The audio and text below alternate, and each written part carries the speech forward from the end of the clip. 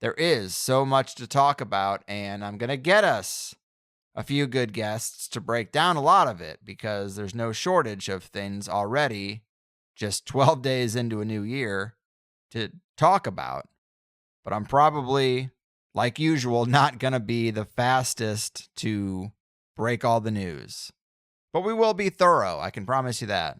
Qualify how you feel about it. And so in terms of like those things making it into a sort of charged, for lack of a better term, like less ritual, more like subconsciously charging something to do something, I think it's totally possible and actually happens all the time in everyday life, right? Like we are subconsciously co-creating this experience, in my opinion. You know, we go through cycles like this too. Anybody who's into film history can easily riff on Star Wars. So I really hope personally that we're walking the razor edge towards the next Harry Potter or something as opposed to World War III. But there's definitely a really dark sensibility to this time period as well. Say, stop looking to the government to qualify your existence. Stop looking to the government to justify your lived experience, and stop looking to the government for your source of truth, right? We go back to how are you feeling, right? In your stomach, how does it feel when you're moving into that wacky MK Ultra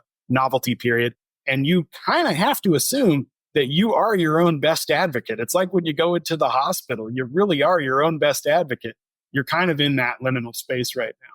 Amen. And not to take us too far into conspiracy land, but you said MK Ultra first, Ryan, so I can say it now. But you know, both of the New Year's Day attackers, the New Orleans guy and the Cybertruck guy, they both spent time at Fort Bragg. And Fort Bragg is known for having a psychological warfare division. You know, the Michael Aquino stuff, that all comes out of Fort Bragg too. Someone doesn't necessarily need to go through MK Ultra experimentation on you to be in that milieu. And, you know, if we do believe, as people like Chris Knowles have talked about, MK Ultra being more about calling down demons than anything else, you know, it stands to reason that something like that could be called down and sort of set up shop in a location and then have an entire array of people to pick from, regardless of whether or not they were actually approached or not. Just the fact that something dark might hover around a location seems entirely plausible to me. And if you ever read like Program to Kill, there is actually a paper trail for these sorts of things happening. To what extent is obviously kind of spurious, but there is definitely a paper trail for some of these things like, you know, people having tendencies towards these sorts of violent outbursts after participating in certain types of programs or being in certain places. There's definitely correlations that you can draw. Like that's common sense. Everybody knows it. Can you attribute some sort of government program to these things? That's spurious. It's total conjecture. But how do you feel when you see it? Where is your gut when you see this stuff, right? And like for me, what I think with these activities is that we are just headed into the cuckoo land. And if you've ever taken psychedelic medicine and had to get through it, and if you feel like you're going to die and you just have to lean into the death, like here's where you are. You're in that space where this is going to get weird. I personally think it's going to intensify to the point of these demons and the idea of this demon haunted world. Not to make Sagan was against it, right? But like this idea of the demons, I kind of have had this wonder in me about the UFO phenomenon as it sits. Because Josh, you made a comment, we were on a show the other day, about the potential for the Tic Tac or the drone even becoming the next physical visual manifestation of the UFO phenomenon in a long series of them, right? From airships to drones. So you're talking about that. And I was thinking about if I were a hungry, non-human intelligence sitting on the other side of the veil that actually needed belief to exist, right? I would be looking at the world and going, it's so secular. How do I get people to believe in anything again? And I think that shaking the tree, proverbially here, could be almost a ploy from a hungry psychic entity that does want us to speak to your point on that. Is there like a precedent for alignment between the changing modes of how we experience, let's say, the UFO, and also folklore or traditional religion around entities that are looking for belief to manifest? I'm sure you could draw some rough correlations between the 80s ascension of the New Age and sort of how that was an inflection point when things changed. And, obviously world wars tend to have an outsized impact upon spirituality too. So that might be tied up in the whole Kenneth Arnold era, the flying saucer era. I think that if not orchestrated by some sort of outsized meta intelligence, that this time period is just scheduled. I find it really fascinating to me that we're going through all this and that, look, I've been historically very critical of disclosure, but I think we can all say that it seems as if some sort of gains have been made, if in no other way than getting people on the street to say, yeah, there is something funny about this stuff. That's a sea change, right? Yeah, it's sad how little it takes. we get. Yeah, I mean, the crumbs, we're really just eating crumbs here. But that is a sea change. And I think that the success of that movement, for whatever you want to call it, and I think it still falls short of what it could accomplish or what they seek to accomplish, but still, the relative success of that movement, coupled with the lack of faith in authority structures, coupled with bizarre geopolitical tensions, I think it all speaks to the time that this is trickster time. Like, I think that these things are not unrelated at all. That's going in the title. Well, I just think that this ties back onto some stuff that I first learned about in some of your conversations with Gordon about Fort's dominance. It does seem like as if there is a prescribed time where it is trickster time now. And the level of not only acceptance, but fluency with which I see people discussing the UFO topic in particular is quite shocking. I can't tell you how many conversations I've had with average people on the street where, they ask me what I'm into and I mention the UFO thing and I'm preparing my spiel to say that I don't think it's ET, right? And before I can even say that, the person will say, I think they're interdimensional. And I'm like, what in the John Keel did you just say? Like how has this discussion moved such that people will sort of offer that, regardless of whether or not it's accurate or not? Like, that's a bizarre thing. Another example that I've been using lately is I used to not talk to people at my church about what I'm into because, it opened up a whole can of worms and the obvious conversations that have to come out of that. And now I'm at church functions and people are coming up to me asking me about Skinwalker Ranch and Chris Bledsoe. And it's like, what happened? And I think it's tied into that ever increasing novelty, probably tied into the 2012 shift, probably tied into this trickster era. And I think these things, whatever gains disclosure has made, I don't know if any of them would have been made in any other time period. I think that this is a top-down sort of permission to do this from forces we can't comprehend. The coyote is on the prowl. Being aware, right? Like being situationally aware is so important. You talk about Bledsoe and all that. You sent me that photo of the UFO of God banner hanging over a freeway overpass. I don't know where you were, but that's wild. Yeah. So for some context, I was coming both northbound and southbound on I-81 going through Northern Virginia. There's a banner on one of the overpasses saying, UFO of God available on Amazon and Audible. And I'm like, this would not have been a thing 15, 20 years ago. You would have never seen that. And I don't know if he's got a great grassroots marketing campaign or it's just an especially enthusiastic fan, but like the fact that it would not only be there, but that it would remain up for several days for my return trip. The temperature of the water has changed. It's an odd time. Do you think that it has anything potentially to do with like the control systems with Philae, where periodically we are in this position where Ezekiel sees the wheel?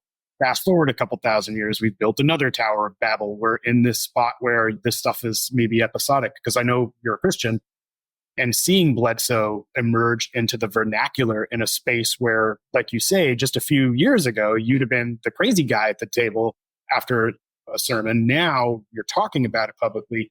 Do you see a correlation there? Well, the thing about Philae's sort of control system hypothesis is that my takeaway was always that it was about keeping these sort of aspects of ourselves and our culture in check. And it seems to me like the temperature is rising in one direction more strongly than it is the other direction. Like, I think rationalism is on its way out, for better or worse. Man, I love this stuff. We breezed right past any sort of normal transition. I don't know where I'm going to find a place to cut the first and second hour, but that's really not your problem here. So I think that, you're kind of onto something. I like the Jacques Vallée schedule of reinforcement idea. And to add a layer to it, it seems like maybe the military, the invisible college, it's hard to even distinguish between those two. Maybe they know that it's coming. So that's why, they reverse engineer. Well, we're going to start the congressional hearings on UAPs a few years out from this thing. We're going to seed a story to the New York Times. We're going to get people prepared. And then bam, when it really starts taking off, we're going to say it's China because we want to get the war machine going.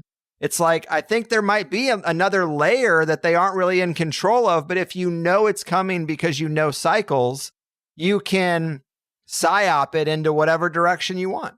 It puts me in the mindset of, when the anniversary of Roswell rolled around and the crash test dummy excuse was offered and people immediately pointed out discrepancies that these particular crash test dummies were not used till well after the Roswell incident. Michael S. Heiser said that, oh no, the UFO crash is the cover story to cover up something else that went down. So it's sort of, I could see something like that where it's like, we don't have a really good grasp on what this is, but here's some goodies that we got from this retrieved material, and this will provide the perfect cover to Casus Belli to go to war. And Jack Parsons and Aleister Crowley are sitting on the other side of the veil going, did it. And here's where we are, right? It's an easy line for me to draw from a sorcerer, a golem, like the true story of the golem, and seeing it take over and running in its own way and out of the sorcerer's control. I definitely get the sense that we're in that space, but I'm very with you, Greg, that there is a layer of geopolitical or sort of globalist agenda that's so far above my pay grade that I would have no idea how to quantify what that looks like or what sort of machinations, political stuff's going to take shape. But it is absolutely coinciding with a quote unquote disclosure of the UFO phenomenon. And I think it's really tough to deny that. But I was listening to, I forgot this gal's name. And so if she hears it, feel free to email me and I'll send you some flowers or something. But she was talking about a spreadsheet that she had made, which shows all of the active players in the disclosure movement. And she was reading them and there was 52 different names, right? And she says, okay, out of these 52 names, 42 of them work for the intelligence community. Known, there might be some deep cover in there too. Yeah, right. And it's well, so how did that happen? And I really think that if Richard Doty walked into a bar where Linda Moulton Howe was, and then here comes Jeremy Corbell and David Grush, it's what's happening here? Why do we keep repeating this? And why are we looking for handouts for information on these things? For me, it feels... Which drives to the heart of the matter, for me at least, in terms of what an actual disclosure looks at, which is why, and it sounds like a Hallmark card, but true disclosure happens within. You need to have these experiences. You need to go to the empty field in the middle of nowhere and have your own little personal CE5. That's the sort of thing that disclosure really is. Well, and there are triggers. That's the thing is, I think when I started this, I would talk to people who had 40 experiences and I'd be like, I want something like that to happen just so I can verify it. And what's crazy is I've had a couple of things and you just kind of normalize them for yourself. And then you have to write that down and then look at that and be like, that's a pretty crazy experience. So when we have our own things, sometimes we don't even recognize them, but it's you don't have to go out and be like, oh, I hope a UFO shows up. It's you can use a psychedelic trigger. You can visit a talented shaman who can, even without having you ingest anything, can probably at least tell you things about your astral twin that would shake you and shake your belief in materialism. So there are triggers out there. They're not maybe as explosive as seeing the Mothman, or, beings coming out of a craft and taking you up there in a download experience. But there are triggers that can at least break materialism for anyone who wants to do that. Like tomorrow, I was on this right before COVID happened. The last thing I did was I was invited to be on this show, Jubilee. They have a YouTube channel. This one was Are Aliens Real? And so they let me be in the camp to make the argument that they are. And they only used probably 20% of what I said, but the only clips they used were when I was talking about hey, if you guys want to be skeptics, that's fine. Let's go take mushrooms and then let's try this again. I was just trying to say it isn't a question that you have to just twiddle your thumbs and wait for an answer for. You're saying aliens are little green men from Zeta Reticuli. I'm saying there's something more than that, and that you can trigger an experience today. And they had to put the little, it's funny, I have a screenshot of it. On the bottom, it's like, Jubilee does not endorse the use of illegal substances. But like, they only took those clips. I became the mushroom guy, but I said so much more. But the point was like, you don't have to guess. Like, let's dig in. Let's have a personal experience. And let's not wait for the government, not wait for anyone.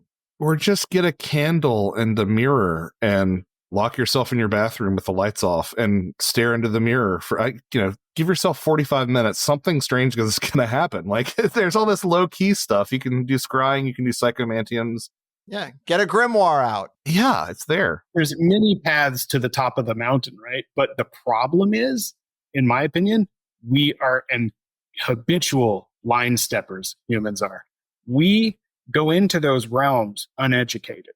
So when you look at something like what was going on with the Lady of the Lake, and you go out and you ghost hunt, and what I know of the media and the ideas around popular ghost hunting, they lack that humanization of the person, right? That was a big part of that film, was exploring the person, because that helps to humanize the experience, so that if you're engaging with something that you think is that person, you at least know who and what they were.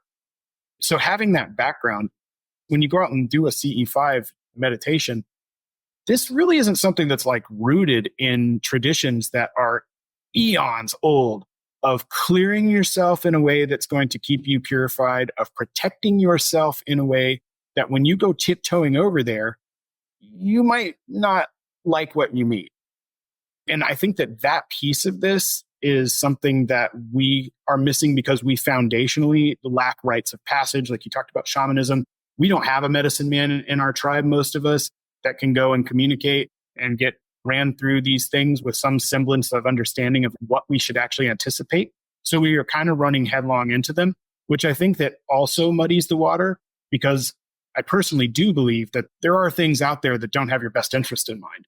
And when you go and engage with things unknowingly, you could be kind of bringing that back to the pool for everybody to deal with. So I guess my question would be, how do we, as people talking about the UFO phenomenon, say caution?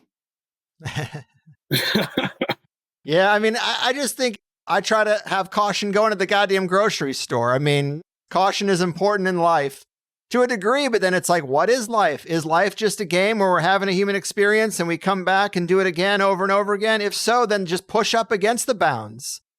So like, as we're moving through that, we're looking at how I feel about X contributing to the actions that take place later on in the day when I bump into somebody who's rude to me at the counter.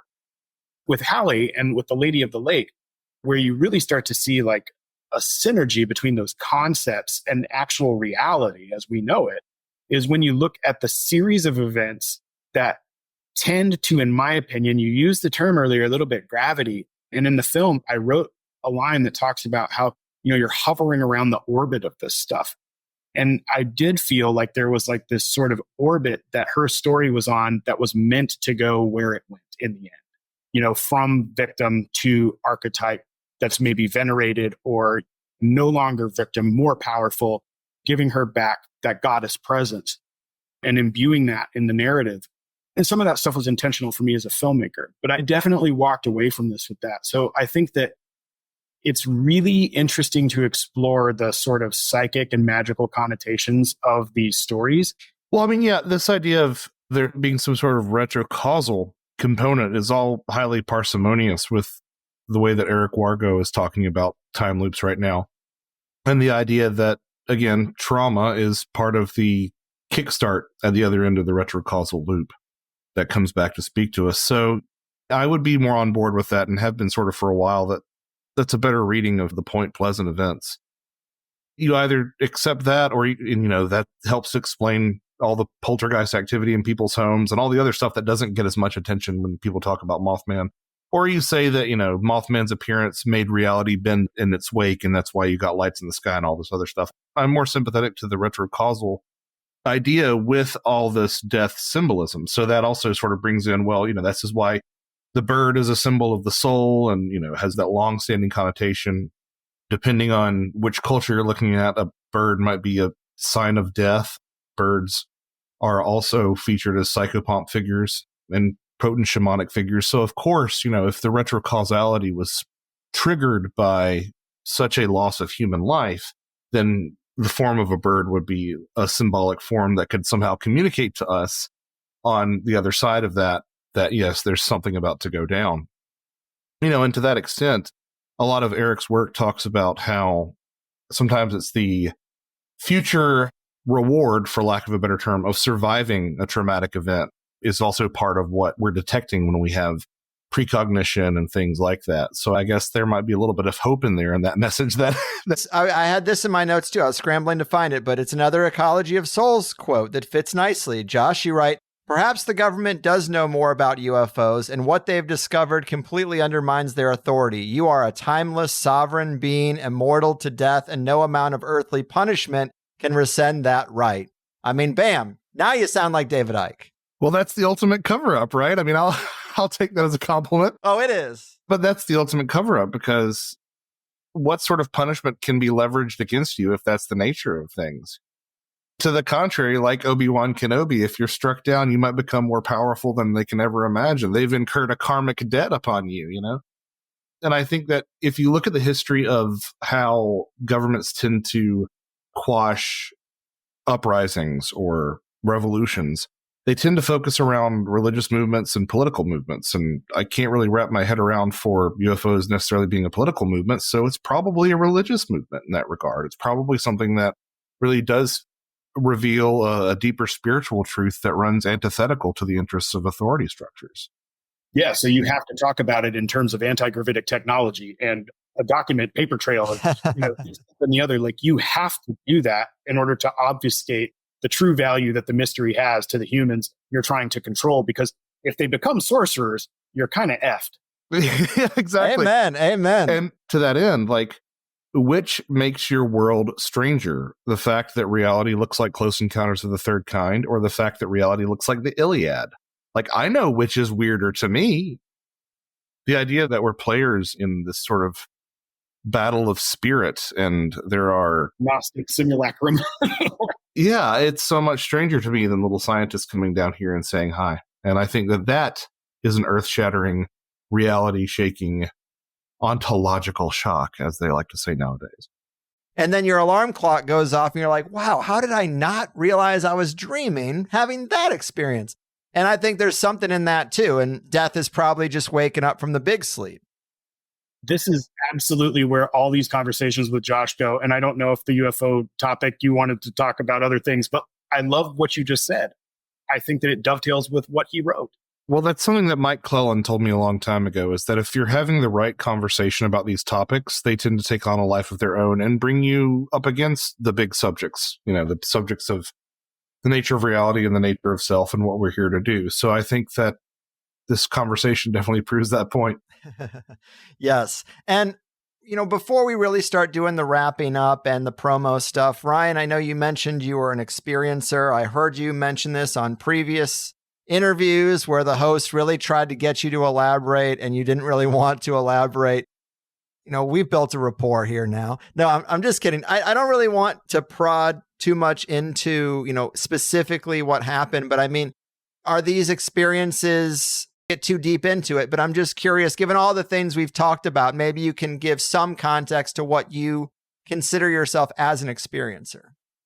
I am in an ongoing, and it feels very personal.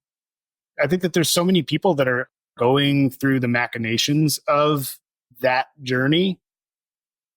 There's a reason that I'm interested in the larger scale of things, right? At the meta sort of contextual, because I think that it's really tough to pigeonhole that stuff. Mm-hmm. Now, if the theory was that an ongoing relationship with the Bizarre 40 and stuff spirals out of an unaddressed trauma in youth, would that track for you? I think that it's like something wicked this way comes, right? When it's like open doors, whoever knocks, right? And there's something to trauma that is the knock, I think, for most of us. However, I bristle a little bit with the term unresolved, because how does one resolve certain things? You just learn to live with a limp, right?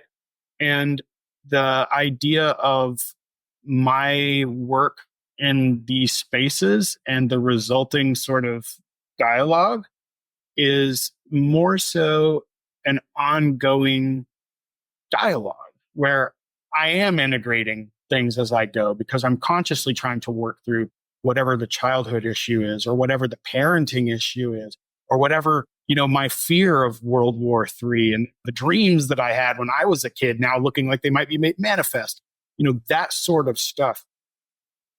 Those fears become part of the fuel for that dialogue. And I think that trauma is always going to be a part of you. And think about it this way.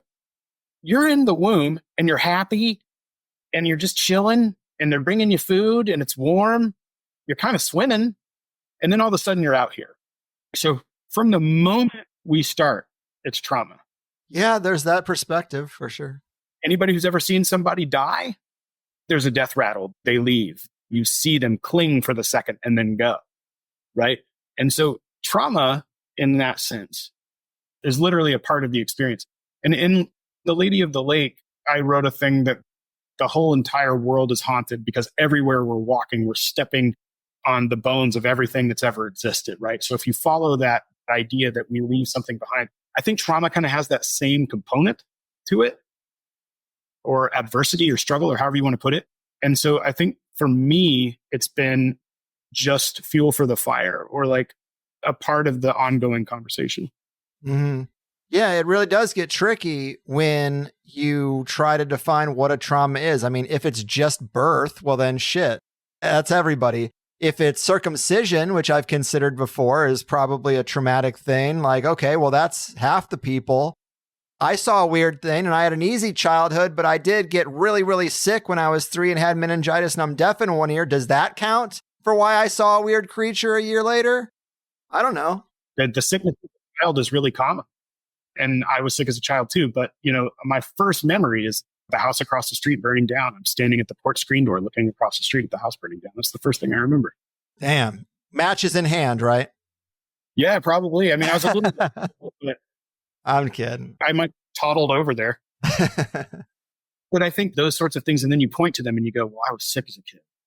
And then I cut somebody off in traffic and have like a little bit of an antisocial moment or something. And I'm like, oh man, I've got some sort of disorder because of that fire experience. Like it's all just the makeup of us. And I think that what the phenomenon that we're talking about, what I think it does is it forces, if you engage with it, you can be blissfully ignorant and it'll still have its way with you in the end, but you can ignore it.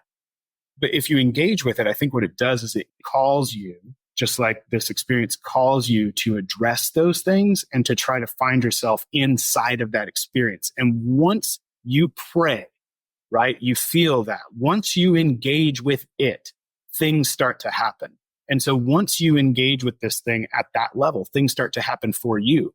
And if your language involves lights in the sky, people in the bedroom, whatever, if it involves that stuff, then it tends to creep its way in. And that's just my opinion because that's the language. If you go into a large language model, which I work in AI, but if you go into a large language model like a chat GPT, what it's doing is it's telling you, this is a language I think you'll understand. This is information that I can take from this existing pool of information, and I'm going to talk to you with it. I think that it's a very good analog for sort of how reactive the phenomenon is. I think that you're giving it those inputs and it's saying, here's the language that you will understand. Visually even, you'll understand an airship, you'll understand a drone, you'll understand a tic-tac, a triangle, a boomerang, you'll understand this, I'm going to show you this, and that's the language that I'm going to communicate with you. But in order for us to even get there, we have to have consciousness and we have to be playing the game at some level. And the deeper you go, the more personal it gets. And so that for me is really the role of trauma, is as a catalyst to further develop myself and engage just my discussion with life.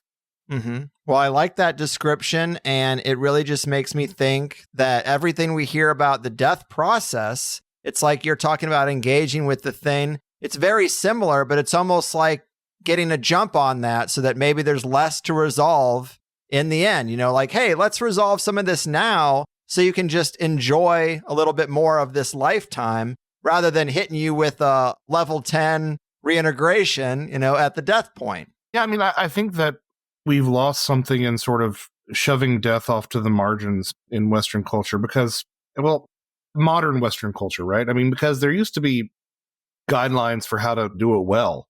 And as we were, talking about the Book of the Dead earlier, like there used to be a prescribed series of steps and things to expect so that you wouldn't make that transition too lightly.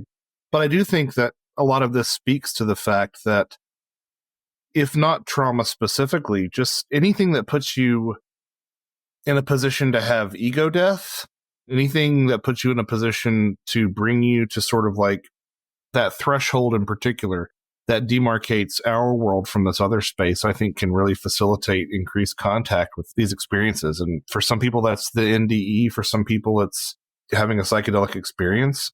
For other people, it's things like meditation that can also do that. So I don't think it always has to be trauma. I just think that one of the ways that it creeps into your life unexpectedly is through trauma. And I think that in Ecology of Souls, I talk about psychopomps a lot, these figures that escort you over the threshold from life into death. And there are plenty of correspondences that we could address here and there. Writ large, the idea of the UFO taking you to another world is serving the same function as psychopomps. But I think even when when these phenomena don't resemble psychopomps as explicitly as that, they still sort of act in the same way in terms of preparing you for the realization that there is something beyond this reality, there is something beyond this world, and that you shouldn't let the little things get you down. Easier said than done. Like I'm the first person in the world to let simple things get me down, right? But I think that there is something to that. And this idea of thinking about your death and meditating on your death and focusing on your death really is a recurring refrain throughout Ecology of Souls for me. It's this idea of dying to death. I mean, that's what the best experiences of this type all do, is they get you to confront it and realize that there is more to reality than this life that we lead.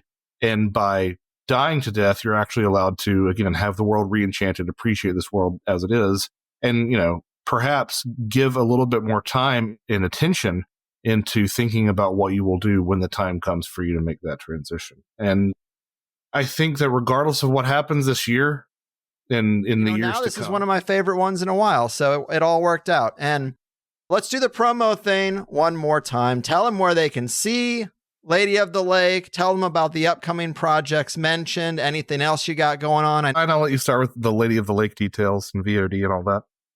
Yeah, so the Lady of the Lake is streaming on all of the platforms, but we prefer you go to Amazon or iTunes if you can, because they give us the most coin. And movies ain't cheap. And like I said, we're self-financed. So if you like it weird and you like it true to your individual self, then keep sponsoring weird people who are doing that. And then online, you can follow Creepy Kingdom to see the menagerie of stuff that company does. That's the best. You are the co-creator of that company, right, Ryan? Co-owner, yeah. Co-owner, yeah. Cool. I am Joshua Cutchin, and I'm still Joshua Cutchin, I think. And since we've spoken last, I have a novel that's out called Them Old Ways Never Died. And I have another nonfiction book pending in the spring, hopefully, if everything goes well, called Fourth Wall Phantoms. It's all about fictional incursions entering our reality and what that possibly says about the UFO question and the spirit question and the cryptozoological question. I am currently available for your viewing pleasure in the documentary Cosmosis that can be found through YouTube, Apple Plus, and Amazon Prime. We are still in pre-production on a documentary together, Ryan and I, on the UFO topic. So look for some news to continue to come out for that in 2025. Probably some other TV stuff coming up later this year that I'll be making an announcement on. But to find out when and if that is happening, you can head on over to joshuacutchin.com, JOSHUACUTCHIN.com. And you can track me down on Facebook and Instagram if you are so inclined. Love it. It's like you've done that before, but you still miss something. So I'll swoop in with an assist and say that you even have an NDE course that people can take. I do have an NDE course, so thank you. You're welcome. Part of the reason that it slipped my mind is because I actually offered it this past spring, but it's available through the Cosmos Institute. they were so pleased with the result that they have actually made it an evergreen course, and all the classes were recorded. So if you're interested in that, you can go over to cosmosinstitute.org. That's Cosmos with a K. And yeah, you can see what you missed out on this spring, seeing all of my pontificating on the NDE. Thank you for reminding me of that. Of course, it's what I do. I got too many things going on. What can I say? I know. Man, makes me feel like I should be doing so much more. But anyway, this was really great. I super enjoyed talking to you guys. We were all over the map, and I think that we covered really important ground. So I appreciate it, and I look forward to seeing the other projects you do. Take care. Thank you. All right, and boom goes the dynamite. Joshua Cutchin, always a treat. Ryan Grulich, a nice addition to the conversation. Lady of the Lake, an intriguing, decades-old true crime mystery that was only unraveled because of the sightings in the years since. I enjoyed the film, but I really enjoyed the parts of the conversation that got deeper into their thoughts on broader topics, like the big picture ideas regarding 40 and high strangeness, and also their thoughts about government disclosure and the Cybertruck bomber manifesto situation. Somebody on the Higherside Chats subreddit actually started a thread about the Sean Ryan show and their thoughts on that being a genuine situation. And it made me feel a little bit better because I said I kind of doubted it in this episode, and I just thought, man, apparently I'm not alone in thinking something was fishy with that, and that's good to know. So I thought that's when it got extra fun, and I try to keep from tainting Josh with my conspiracy lunacy, but the streams are crossing more and more these days, and I'm glad he was just willing to indulge me a bit on it. As is usually the case, the second hour really shouldn't be missed, especially if you liked where we were at the halfway point, because we got into even crazier stuff from there. The nature of true disclosure, rituals, intention, and collective consciousness, retrocausality, and the future of humanity, collapsing worldviews, new understandings, the human experience and the UFO narrative, shamanism and stewardship, the role of trauma and all this, the importance of death awareness, and living with purpose and active engagement.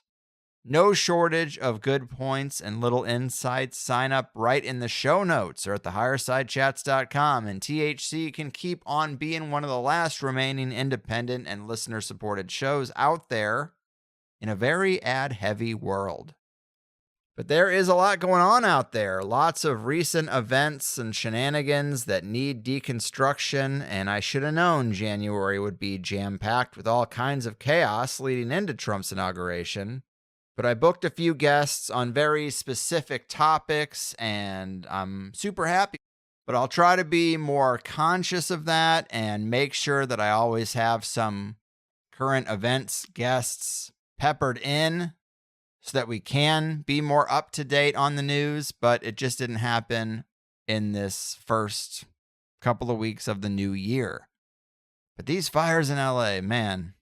There are fires every year, but not usually in January. January was usually the wet season.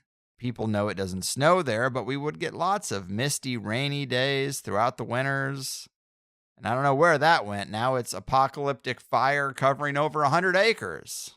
And obviously there's going to be many micro stories and all of that, but I did hear two that were particularly sad. First, the Theosophical Society in LA burned down. Shame they didn't have a digital archive of this stuff. Obviously, I greatly prefer a library of original materials, but a digitized archive is a nice plan B for situations like this. And then the second sad story I heard is that Maja, our last guest, has lost her home and everything in it. There's a GoFundMe you can find on my Twitter, but just another sad story out of what is thousands. It is hard to make 40 and high strangeness shows fresh, but there is a good way to do it and a deeper way to do it. And I think with Josh Cutchin, you're always going to get there. I know I said that I didn't find the whole feelings connection aspect to be the most exciting conclusion. I'm just being honest about that, but I do want the true conclusion. I want to understand the phenomenon as it is, not as I wish it were, because it's more exciting to think it's disembodied, separate beings. The more I learn, the more it does seem that these things are deeply personal and maybe even emerge from within an individual. There might even be a set of circumstances that all have to line up, and only one of them is the emotional state of the individual. It's hard to say. But I like to think that we had this conversation at a high level, especially as it went on. With the Lady of the Lake situation in this instance in particular, it's got a very Sixth Sense vibe, right? She won't move on until the story is told. The unfinished business is complete. But her body was recovered, and the sightings remain. I can't remember the exact number now, but there was, dozens of more people that were thought to have died in the lake. Maybe there's more than one lady. Certainly an interesting story, and I know true crime isn't our thing usually, but I'll take any reason I can to talk to the Kutchmeister. And I considered the story to be a bit more interesting because of the archetypal overlap. Even in previous episodes, I know Josh has told a couple of Lady of the Lake stories. I guess it's just one of those grooves, you know? But as for the last show, yes, with Maja, it was a pretty mixed bag, according to Plus members. She was kind enough to jump into the comments herself and navigate the good, bad, and the ugly there. But the rating came in at a 4.2. Not the greatest. I don't worry if we're still above 4. But it's clear people had strong feelings. Those who liked it really liked it, and those who didn't were not shy about saying so. Maybe it was a little bit broad, but she's someone who has had this connection to the field from a young age, going out of body because of fevers, knowing that the material world was only half the story. That set her up for a really interesting life and a deeper connection to the field, and we explored different aspects of that and sensing that entanglement with spirits. I mean, you heard it, but I was kind of surprised that it was a 4.2. Regardless of how you feel about our conversation, to have such a devastating thing happen so soon after, man, thoughts and prayers, right, guys? I'm recording this on January 12th. January 11th was our big day with like 5 or 6 events. I hope they went well. January 13th, we got one in Miami at Lincoln's Beard Brewery. January 25th, Allentown, Pennsylvania, McCall Collective Brewery. February 1st, Conway, Washington, Conway's Pub. The locals might have liked this episode. February 3rd, Auckland, New Zealand, Galebrath's Ale House. February 8th, Beringsville, Pennsylvania, McCall Collective Tap House. 2 places called McCall's in Pennsylvania, but in 2 different cities. I don't know about that. Locals can probably sort it out, but go to the meetup calendar, HighersideMeetups.com, for more information on any of these events or to make your own. And Gordon and I will be having our event here in Tampa on March 8th. We are still narrowing down the venue, but that is the date. I think we're going to do what we did in Austin, which is not charge for the event at all. No ticket price. But we keep it to the inner circle of paid members as a thank you. I feel like if you keep me and Gordon going with a subscription to what we do, then this can be considered added bonus because you really do keep our lives running. So we're going to be doing a lot of hanging out and mingling as we do, but then we will also do a live interview. It's about all she wrote. Thanks for listening. Check out the film if you think it's your thing. You will find more from Ryan at Creepy Kingdom, and of course, Josh is as active as ever, and his books are top shelf. Big thanks to both of them for taking the time. Thanks to you for listening. Try to keep your head on straight out there. That's it for me. I've done my part. Your move, trickster beans, disclosure disseminators, and lake ladies. Your fucking move. Roads wind around the redwoods, circling the water's edge. Many mysteries to see, at least the visitors allege. Elemental sprites and hairy beasts might manifest but one legend's most persistent, standing out above the rest. The Lady of the Lake, she sometimes appears, a ghostly woman in white, often in tears. An unexpected death, a secret still unknown. Break the case back open, send her